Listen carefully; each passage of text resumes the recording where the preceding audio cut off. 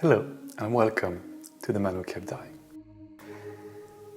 Today's video will cover the topic of authenticity, or being your authentic self.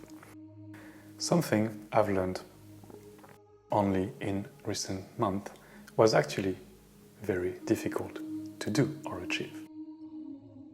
And quick note, by the way, for those of you who like to know a bit of a behind the scene of what is happening, the two previous videos you do see on the channel have basically been recorded in the past hour or so.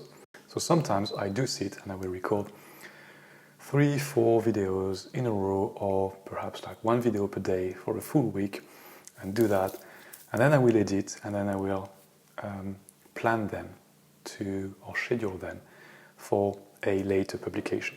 As a result, that's why you may sometimes observe certain details that are roughly the same, like the lighting or the haircut or something like that, and then it changes overnight because I may just do the next round of videos. I do change the top, so at least it looks like it's a bit different and it's not happening on the same day. But the fact is, it is. Just to let you know, this is how it is operating behind the scenes. So today's video, or today's topic, about being authentic. As I explained in my first video about this series of shorter videos that I would like to do about, dealing with emotions, dealing with psychological components, and or I won't say difficulties, but because at the end of the day, I'm only sharing what happened to me, and I've got it's not my role to teach you anything. If you're watching this video, I would rather just share what has happened to me. And by no means am I sort of imposing, well, this is my view and you should think this way. It's more a case of self-help, so to speak. And because I judge that I've gone through quite a lot from an emotional standpoint over the past few months, I think I'd be remiss to not at least share a few bits with you if you find it of interest. So again, take it with a pinch of salt, everything I'm saying. Apply it with your own experience and your own life and what it means to you. But if it helps just, one person go through something with a different perspective, it's a win, in my opinion. I'm always of the perspective that in life, if you make a difference to at least one person by just sharing something, by just opening yourself to something, within reason, of course, then it's a life that is worth living. At least that is my opinion, and that's how I try to live it. And I know also I've made a difference to more than one person, but the more the merrier, so to speak. And everybody can do the same, and it's a virtuous circle, despite what the outside structures would like to have us believe. Anyway, let's not go into that type of topic. We're talking about being authentic, and I'm trying my best to be my authentic self too, through those series of videos. As I've said in the first one, I will not be in a position to share everything simply because I do not wish to. There are some things that are quite personal and that I prefer to keep for myself. But authenticity. I mentioned in the previous videos about the importance of the meanings you assign to each and every situation and how it can actually influence the outcome of a situation depending on how you choose to perceive it. And I also talked about the importance of belief systems and the fact that I realized that I was lacking inner peace. And the moment I had that realization, I instantly found my inner peace. It was not that instant for other areas or topics that I was exploring, but when it came to inner peace, that was instant. And it really helped me become more and more and more my authentic self and catch myself in some situations in which I would say, well, I'm not acting in the best possible way. I don't like that. That's not who I am, truly, intrinsically. So why did it happen? And being very watchful of myself, my own emotions, my own reactions. One exercise I did as I was going through that own sort of like personal development journey, therapy, listening to a lot of videos and so on, to try to understand myself better, and my childhood trauma, so to speak, one thing I remember was an exercise in which I took the time to sit with myself in a quiet place and write down all my qualities. It's an exercise I actually received that was sort of whispered to me that said, you write all your qualities on one page, you write all your weaknesses or defaults on the other page, and then you will see that every default or every weakness you have is actually a quality that is influenced by a negative belief system. And the result of that exercise was quite an eye-opener for me. So I'm sharing it with you. If you feel like you want to do it, try to do it. When I was linking positive to negative and the belief system that was behind it, I realized so much about me and about myself. So I recommend, that exercise may exist and may have been invented by a therapist. I have no clue. As I said, it really came to me one morning when I woke up. Boom, you need to do that today. Intuition, listening to it, I did. But what I remember, the outcome of that exercise, was that intrinsically, as human beings, we only have qualities. I don't think everyone is born bad. What makes us become bad people, so to speak, or have negative attitudes in life is basically how we are shaped by life as we go through the experiences and so on. And that's when I discovered Gabor Maté.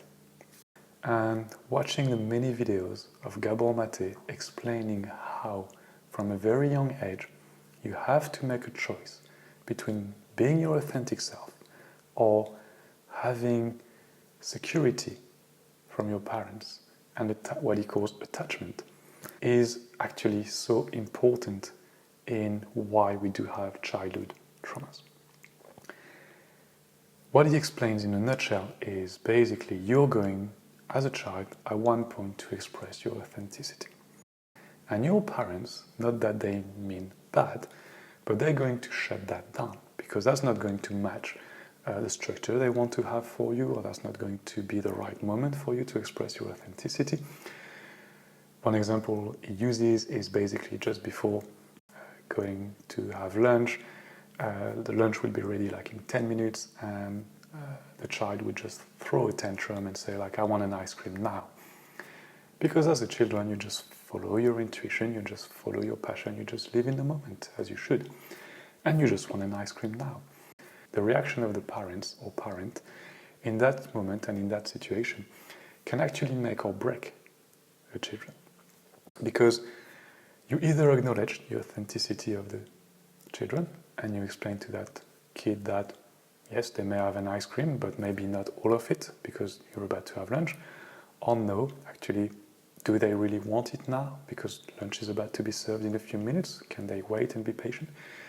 Or you just shut them down and say, well, actually, lunch is about to be served in 10 minutes, so no, it's not the time for an ice cream. You go back to playing and so on. Basic example, but it explains why sometimes then the children is left with an emotion of, actually, what do I choose? If I want to be my authentic self, I want to have my ice cream now. But by being my authentic self, in a way, I'm not pleasing my parents and I risk losing my attachment to them. Therefore, I risk losing my love to them or the love I receive from them. And therefore, I'm taking a risk. And very often, from the age of being babies, we feel that split between being our authentic self and the emotional attachment we have with our parents. And the fact is, we cannot survive without our parents as babies and as children. So we have to be in that family environment for quite a long while before we can be autonomous. Many, many, many years. We are the only species on Earth that functions this way. So it's quite interesting. And, even though your parents, or as parents, you do the best job you ever can, you are bound to make mistakes. It's also part of life that I've accepted. So the children, they will have to face this situation at one point or another. The best thing that can be done is how you accompany them. And here's what I found. So for me, that was extremely important to go through that phase of understanding who my authentic self is and all the qualities that authentic self has as a person, why I could not be, for most of my life, fully that authentic self, whether it's because of society telling me that I should act one way, because of education, because of events that have happened in my very, very, very early days that have shaped me a certain way. All this has been quite an eye-opening experience. So I highly recommend, if you are onto a journey of self-discovery, yes, there is a spiritual element to that. You come to Earth and you experience duality, polarity, and to know who you are, you have to know who you are not. So you're going to go through a lot of those different things. But I'm going to be honest with you. Discovering at 40 years old what my original sort of like childhood trauma was. I've never felt so sad in my entire life. Yet, I've never felt so happy at the same time.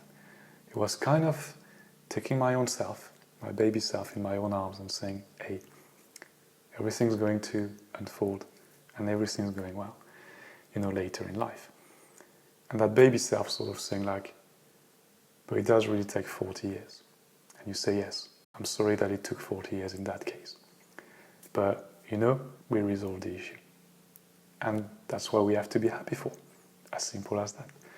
So I highly, highly, highly recommend the videos and the content of Gabor Maté. I've not read any of his books. I've just listened to videos on YouTube, but it's been highly beneficial, at least in my case. And the way he explains things speaks volumes to me, and I hope that by recommending it to you, it does to you too.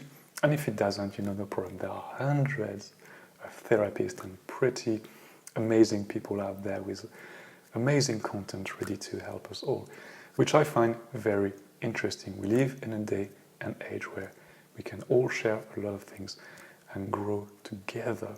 And it's becoming more and more commonly accepted that those situations and people going through some, tough emotional, mental, psychological, physical situations, and the ability to have access to content to really unlock what generated all those things for us as a person.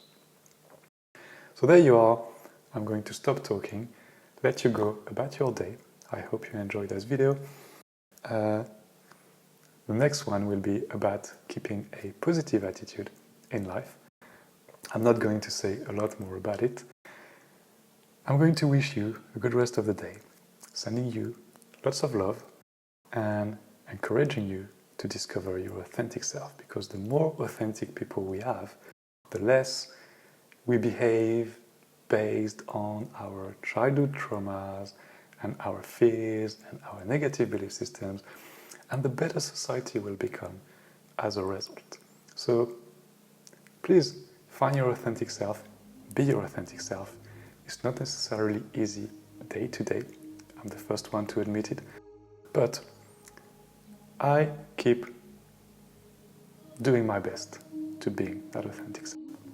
As I said, sending lots of love to you. Enjoy the rest of your day. And of course, you know the drill. Until next time, be conscious, my friends.